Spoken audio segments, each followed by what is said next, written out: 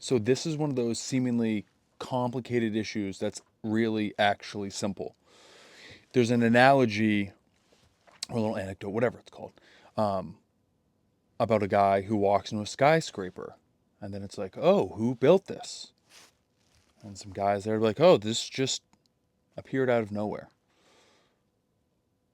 Now, that idea versus the idea that you walk into a skyscraper and think, there's probably a lot of people involved in building this building. There was a lot of intention involved with building this building. It really is that simple when you get to at the beginning and the end of the conversation. It really is that simple. The idea that there was nothing and all this stuff, all this complexity came out of nothing is a terrible explanation. And it's one of those ideas that's not talked about all the time, like politics, but it's one of those ideas that's one of the main ideas in essentially that underlies our culture. That just all this kind of came out of nothing and it was just random, essentially, and that because of that, um, it's resulted in this moral relativism, if that's how you say it. It's just relative. What's right and wrong? It's like it's just it's subjective. It's not really wrong to murder your grandmother, just uncouth. And then just this like nihilism of that it's all pointless and it's silly to care or believe in something. Where I feel like the onus is really onto the atheists and the more relativists and all those people. Now, I'm not even advocating for any religion necessarily. I do think that if you're an American, you might as well be Christian, but I'll say that for a different video. But just the underlying idea of all religions. I mean, that's kind of where I'm at, in a way, is that I am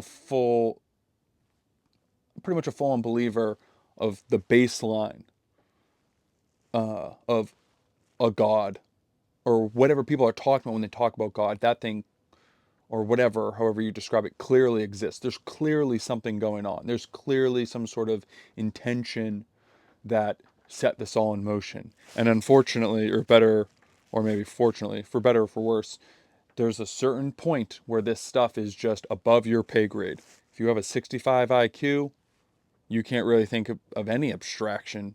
If you have a 200 IQ, you can, think in terms of advanced mathematics and you understand what, string theory and big words and point to big ideas like, you know, string theory type shit, physics and all that stuff at a very deep level. People can understand that stuff. But yeah, that really showed where I'm at in terms of my IQ. But even the smartest people in the world, there is a limitation to what they can understand. So that limitation is just a part of human existence. We don't know. No one fully knows. And in terms of, well, what's the point of life? It's like, well, then where's the meaning come in? And well, it really depends. Like, are you a fish or you're a human? Are you a tree? I think, as again, there's a limitation. So I don't think you have to worry too much, or it's not useful to think about these things that are outside of your limitation. And people are like, oh, well, what's the, people are like, oh, I can't believe in God because God allows evil. Well, kind of the mainstream Christian idea explanation for evil is that God allows evil for essentially a greater good, which sounds, people can be like, oh, well, it's psychopathic. Sure.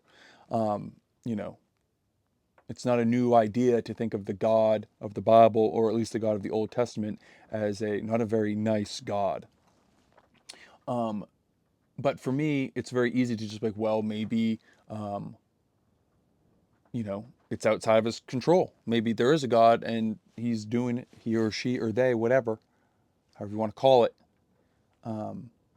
is doing their best. In terms of thinking of God as a man or even as a person, giving them human qualities, well, it's a way for us to talk about it and to think about it. Because when God just becomes so abstract, and then it's like, what are you even talking about?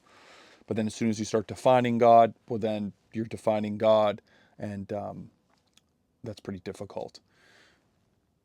But not to go too far down that road, it's just to bring it back at the basic level. It's just a much better, obviously, much better idea that there's something going on, that there was an intention that set this all up, as opposed to this is completely random and everything came out of nothing. That idea is literally retarded. And the fact that super smart dudes with English accents like freaking Christopher Hitchens and Dawkins can write books and blah blah blah and sound smart, like, but they engage with a very dumb idea that's like, oh, this all just came out of nothing. You call it the Big Bang and you talk about it with all these scientific terms. It's a terrible idea. And a lot of people have been bamboozled into thinking that's an acceptable idea, and it isn't. There's clearly an intention going on, obviously. And in terms of how you deal with that is to align yourself as best as possible with that intention. Just like there are a certain framework for a basketball game. If you're stuck in a basketball game, you might as well play basketball to the best of your abilities. Same goes for life.